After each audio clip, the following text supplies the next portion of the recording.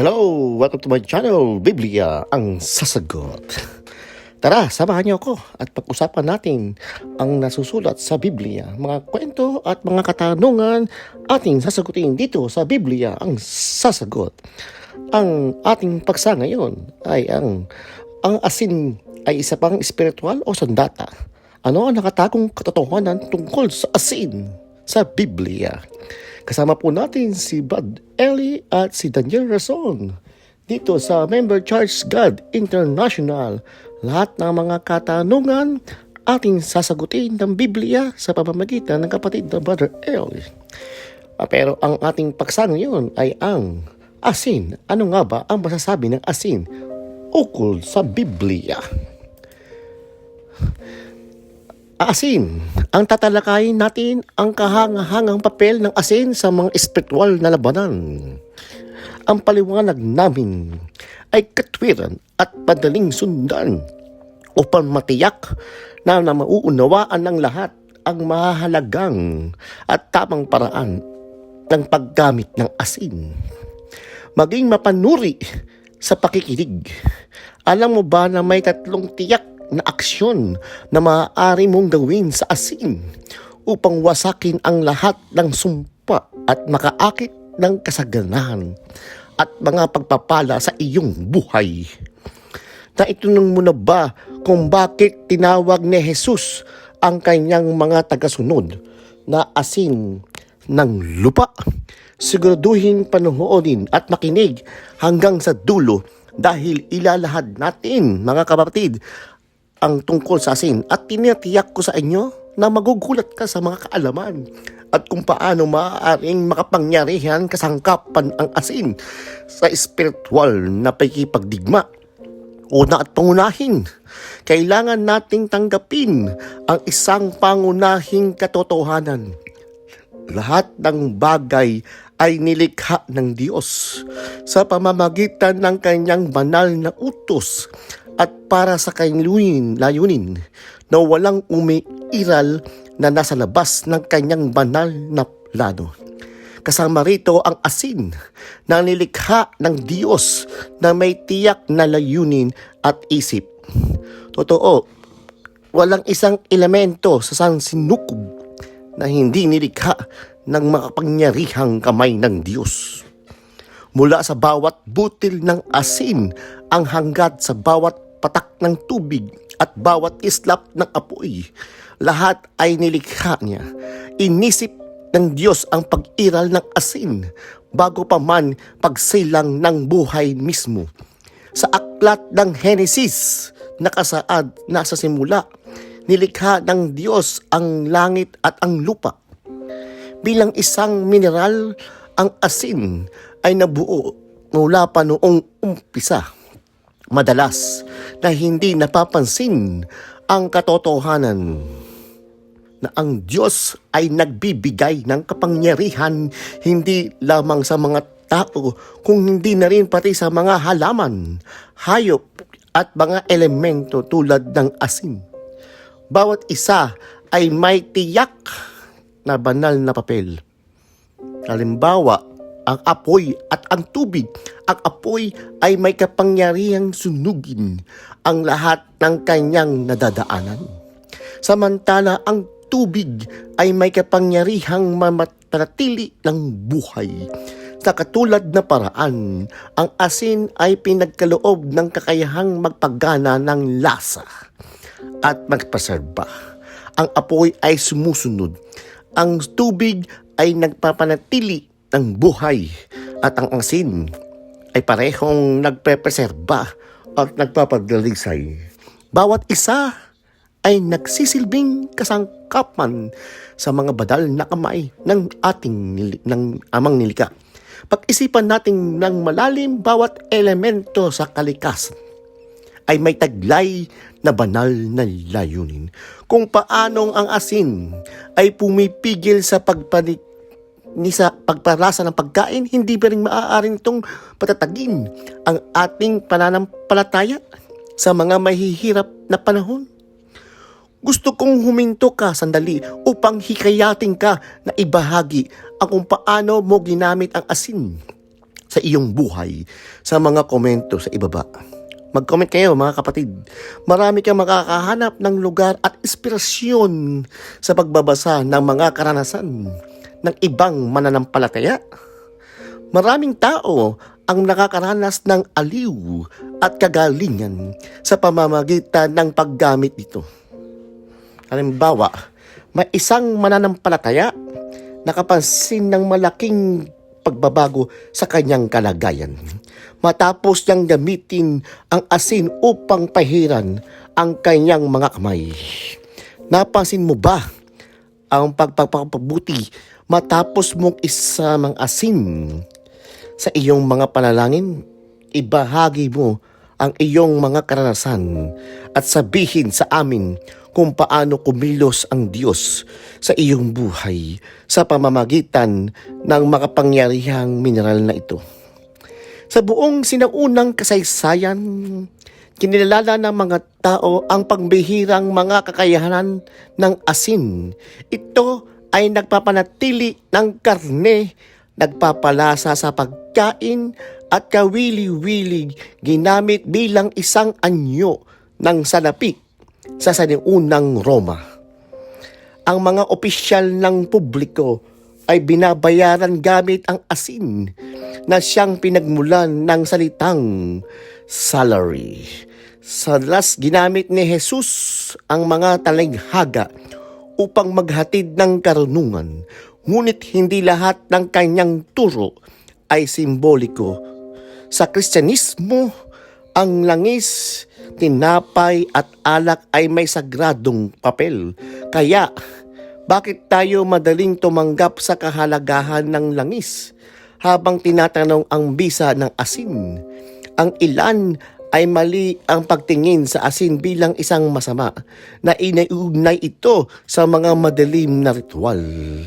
Ngunit ito ay panglilinglang ng kalaban. Ayon sa Juan 10, ang magnanakaw ay naglalayong magnakaw, pumatay at manira, at ang kaaway ay nagnanais na itago ang katotohanan tungkol sa asin.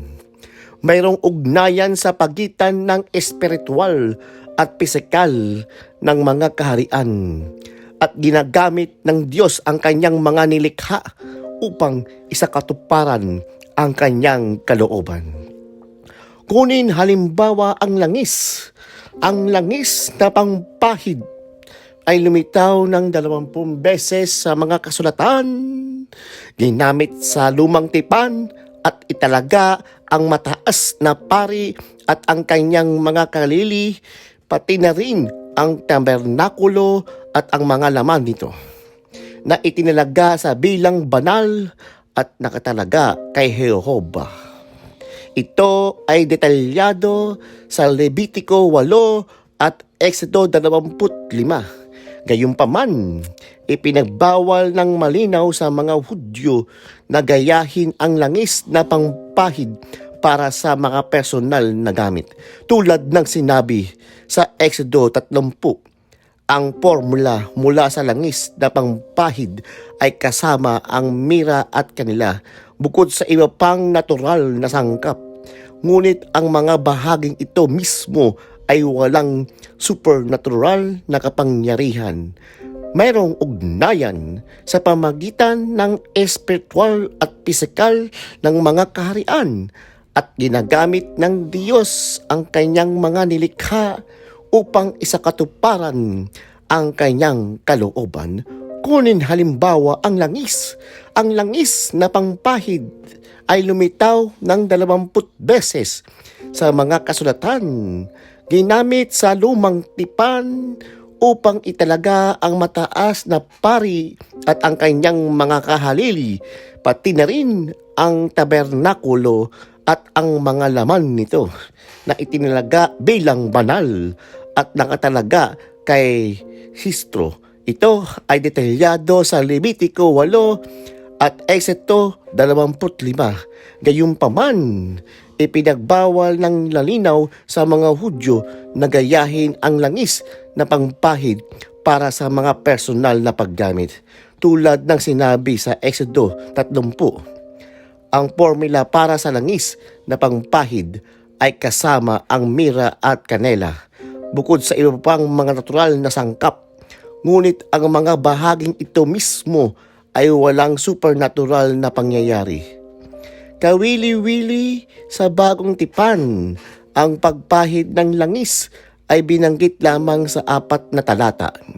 Halimbawa, sa Lucas 7, pinahiran ni Maria ang mga paa ni Jesus bilang isang gawa ng pagsamba. Sa Santiago 5, pinahiran ng mga matanda ng simbahan ang mga may sakit para sa kagalingan. At sa Hebreo 1, sinabi na ipahiran ng Diyos si Jesus ng langis ng kagalakan na nagpapahayag, ang iyong trono, O Diyos, ay magpakailanman. Ipinapakita ng mga halimbawang ito kung paano ginagamit ng Diyos ang mga pisikal na sustansya upang ipakita ang mga espiritual na katotohanan at maisakutuparan ang kanyang banal na kalooban. Tingnan natin ang isa pang halimbawa, ang tungkod ni Moises.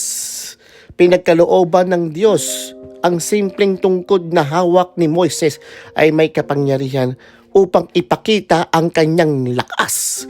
Nang tanungin ng Diyos, ano iyan sa iyong kamay? Sumagot si Moises, isang tungkod. Sa utos ng Diyos na ihagis ito sa lupa, ang tungkod ay nagbago at naging ahas na nagpaurong kay Moises sa takot. Ginamit ng Diyos ang tandang ito upang tiyakin sa iba na siya ay nagpakita kay Moises. Ang mga propeta sa buong Biblia ay gumamit ng iba't ibang materyales tulad ng tubig, asin, langis, mga balabal at mga tungkod sa kanilang mga ministeryo. Ang mga bagay na ito ay hindi mga bagay ng pagsamba. Sa halip, ginamit nila ito bilang mga sandata para sa mga propetikong aksyon. Kinilala nila na ang pagkaraniwang paggamit ng mga elementong ito ay maaaring magbago sa kanila bilang mga simpleng simbolo ng reliyon. Mahigpit na sumusunod ang ating talakayan sa mga ulat at paral ng Biblia na ipinapakita ang mga ito ng may tapat bilang salita ng Diyos. Mahalaga na tugunan ang mga malaking akala sa ilang kultura at pagninilarawan ng isang tao bilang ang asin. Maaari itong makahulugan ng kamalasan. Madalas, ikinakabit ang asin sa pagkukulam dahil sa paggamit nito sa mga sumpa. Gayunpaman, ang pagbawalang bahala sa mga praksis na ito ay nangangahulugang pagbabaliwala sa presensya ng kasamaan sa ating mundo. Umiiral ang kasamaan at walang tinatawag na mabait na mahika na aayon sa salayunin ng Diyos. Anumang gawain na hindi inspirado ng banal na espiritu at ng Biblia ay itinuturing na pagkukulam. Madalas gayahin at baluktutin ang kalaban ang nilikha ng Diyos na sinusubukan ng gamitin ang mga banal na sandata para sa kanyang sariling layunin. Ang tukso ni Satanas kay Jesus ay isang malinaw na paalala ng otoridad na wala sa sangkatauhan. Tulad ng naitala sa Mateo 4, dinala ni Satanas si Jesus sa isang mataas na bundok. Ipinakita sa kanya ang lahat ng kaharian ng mundo sa kanilang kaluwalhatian at inalok ang mga ito sa kanya na sinasabing, ibibigay ko ang lahat ng ito sa iyo kung ikaw ay yuyukod at sasamba sa akin.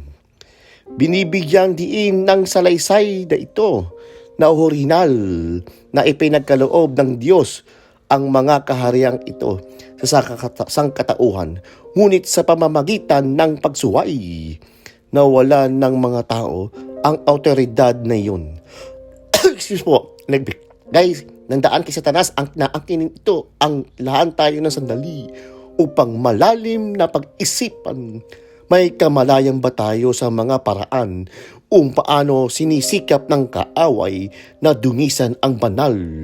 Ginagamit na natin ang sandata na ibinigay sa atin ng Diyos ng may paggalang at layunin na nararapat dito. Dapat tayong laging mag-iingat na ang pisikal ay maaaring magpakita ng mga espiritual na katotohanan at ang ating responsibilidad ay gamitin ang mga sandatang ito ng may tapat at masunurin tulad ng pag-aalala sa atin sa Efeso 6 sapagkat ang ating pakikibaka ay hindi laban sa laman at dugo kung hindi laban sa mga pinuno, laban sa mga autoridad, laban sa mga kapangyarihan ng madilim na mundong ito at laban sa mga espiritual na persa ng kasamaan sa mga langit na lugar. Ang Biblia ay nagpapahiwatig na pagkatapos likain ang asin, ang Diyos at ang kanyang mga propeta ang unang gumamit ito.